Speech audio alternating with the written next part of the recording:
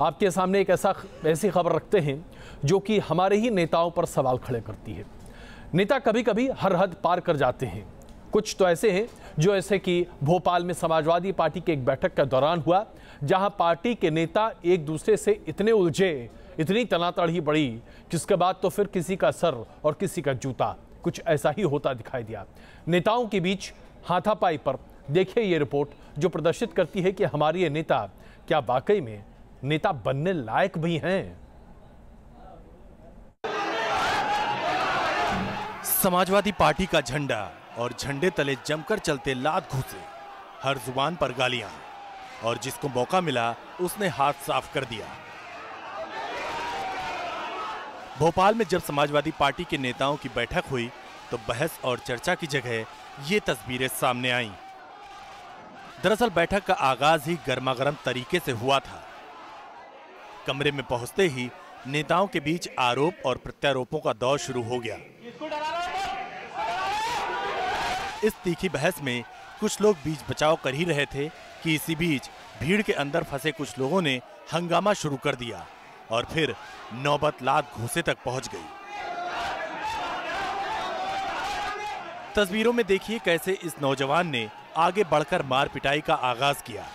पहले इसने एक कार्यकर्ता का गिरेबान पकड़ लिया और फिर दूसरे को धकेल कर जमीन पर फेंक दिया। मारपीट इतनी ज्यादा थी कि कुछ नेताओं के सिर पर चोट भी लगी। सिर से खून की धारा फूट पड़ी, लेकिन कोई भी पीछे हटने को तैयार नहीं था।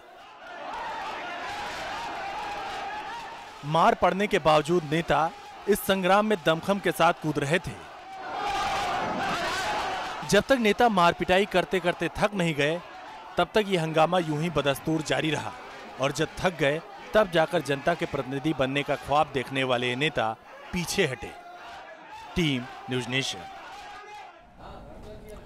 राइए अब आपको दिखाते हैं कैसे कुलभूषण यादव के मामले पर पाकिस्तान एक बार फिर से हिंदुस्तान को घेरने की तैयारी कर रहा है। इंटरनेशनल कोर्ट ऑफ जस्टिस में अभी स्टे ऑर्डर मिला, जिसमें भारतीय पक्ष ने बखूबी ये साबित किया कि पाकिस्तान दरअसल तमाम कानूनों का उल्लंघन कर रहा है। इसके बावजूद अब पाकिस्तान कोशिश इस बात पर लगा है करने में कि कैसे वो अपने देश में अपनी साख बचा सके। ऐसी खबरें आ रही हैं कि पाकिस्तान अब इंटरनेशनल कोर्ट ऑफ जस्टिस में जाधव के मामले की दोबारा सुनवाई करने की पूरी जोरदार तैयारी कर रहा है, ताकि इस बार पाकिस्तान ये साबित कर सके कि पाकिस्तान ने जो स्टैंड लिया था वो अपने आप में सही है।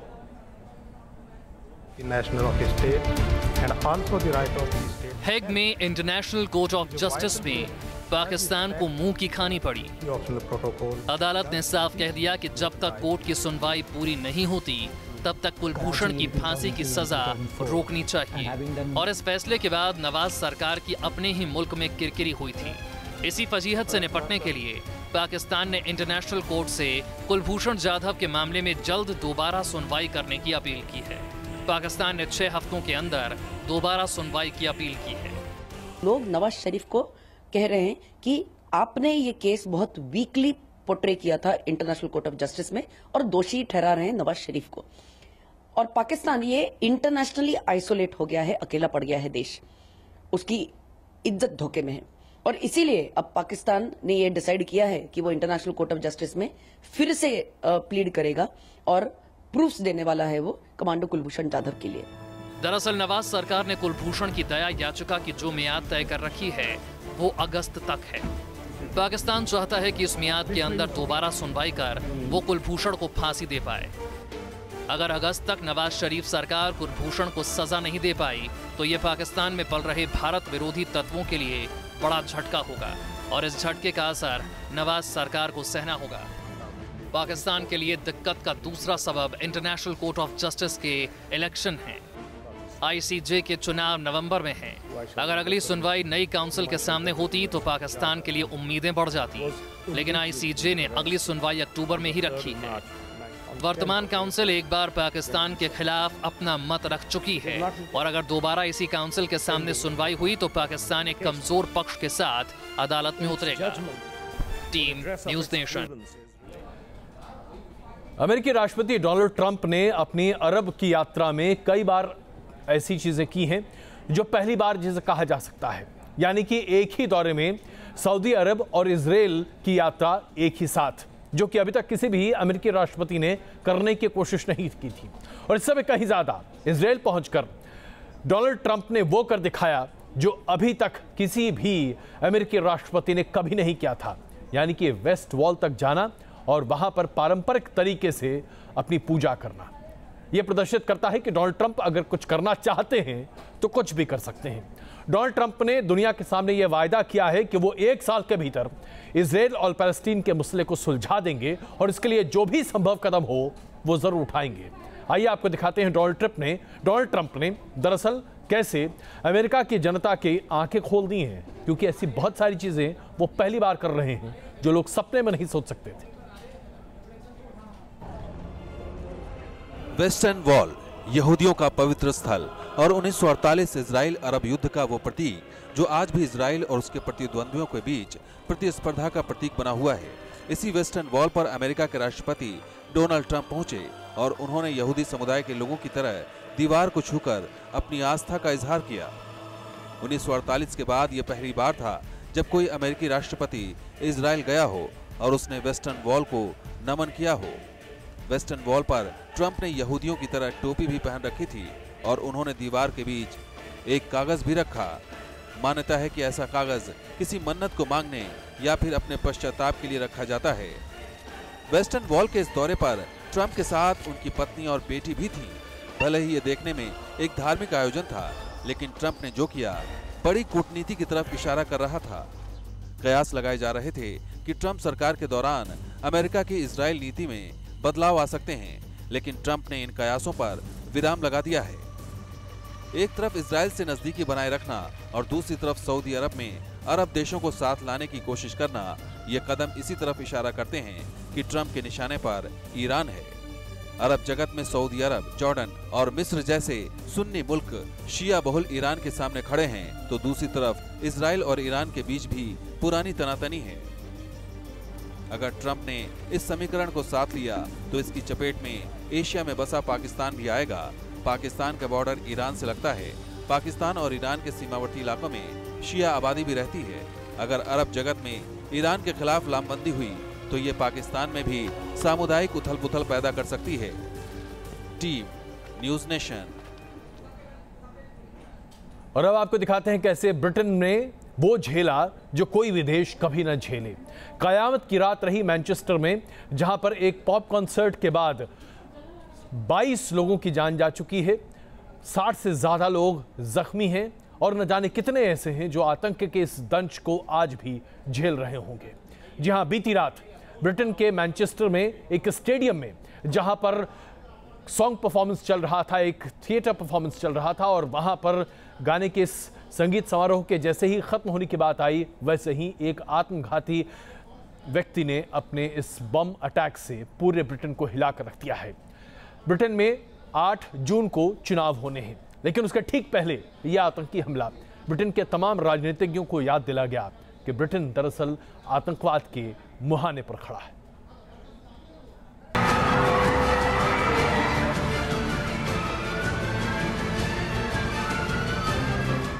चारों तरफ चीख पुकार, हर तरफ अफरा तफरी। जान बचाने के लिए दौड़ते भागते लोग इस बात की गवाही दे रहे हैं कि कैसे ब्रिटेन के मैनचेस्टर एरेना का ये इंडोर स्टेडियम पल भर में आतंक की भेंट चढ़ गया। सैकड़ों लोग यहाँ मशहूर पॉप स्टार अरियाना ग्रैंडे को सुनने आए थे, लेकिन उन्हें क्या पता था कि आतंक यहाँ दबे पांव दस्तक देगा और पल भर में संगीत का ये हॉल मौत के मातम में तब्दील हो जाएगा। देखिए कैसे लोग जान बचाने के लिए एरेना के एग्जिट गेट की तरफ भाग रहे हैं। कोई सीढ़ियों से उतरकर भाग रहा है तो कोई सड़कों पर। कुछ इस तरह टूटा ब्रिटेन पर बगदादी का ये कहर।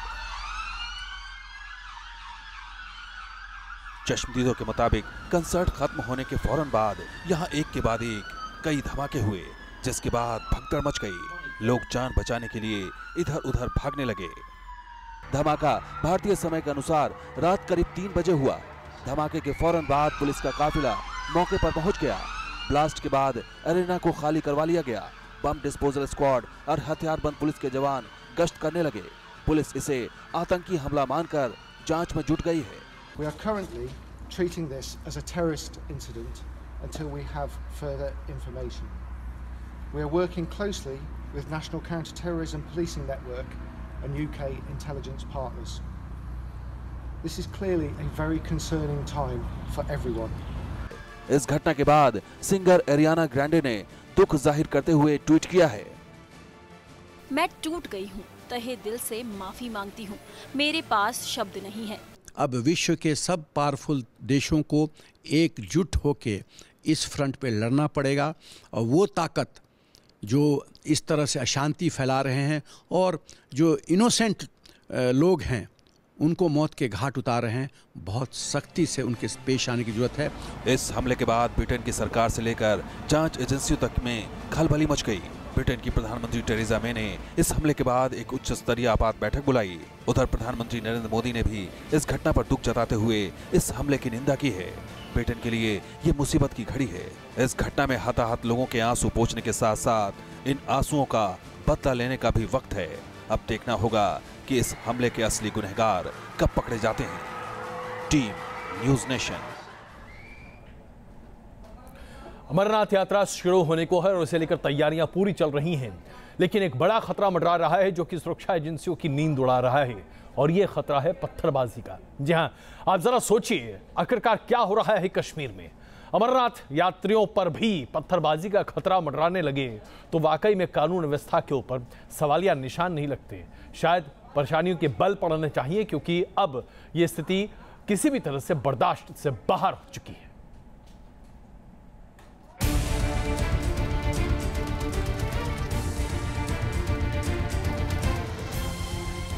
पत्थरबाजी कश्मीर का वो नासूर जो आतंक जैसा खतरा बनता जा रहा है।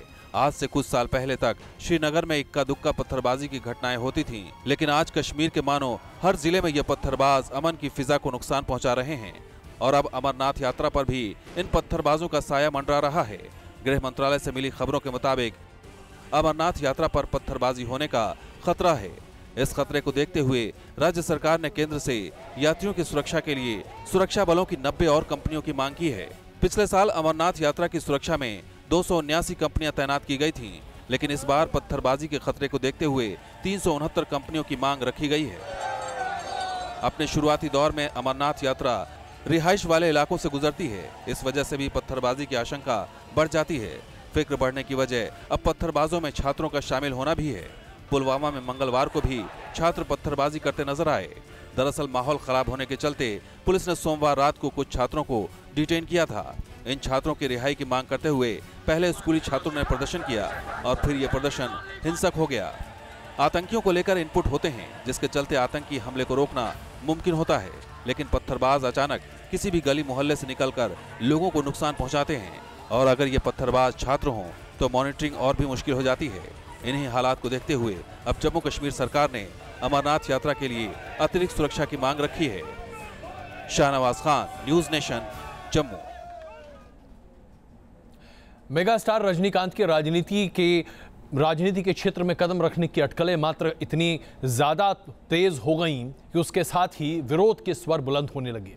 लेकिन जब विरोध के स्वर बुलंद होते हैं तो समर्थक भी बड़ी संख्या में आ जाते हैं। अब राजनीति में रजनीकांत कदम रखेंगे या नहीं, भारतीय जनता पार्टी के साथ जुड़ेंगे या नहीं, ये सवाल तो अभी सवाल ही बना हुआ है। लेकिन रजनीकांत के समर्थक बड़ी संख्या में सड़कों पर उतरकर रजनीकांत से अब राजनीति के अखाड़े में सुपरस्टार बनने की गुहार लगा रहे हैं। आइए आपको दिखाते हैं रजनीकांत कैसे आज भी सुर्खियां बटोरने में माहिर हैं।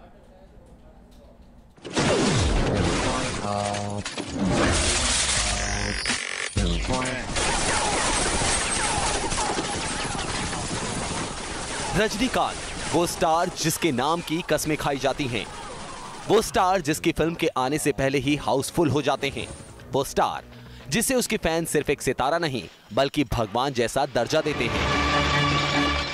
इन्हीं रजनीकांत के लिए आज उनके डाई हार्ड फैंस चेन्नई की सड़कों पर उतर आए।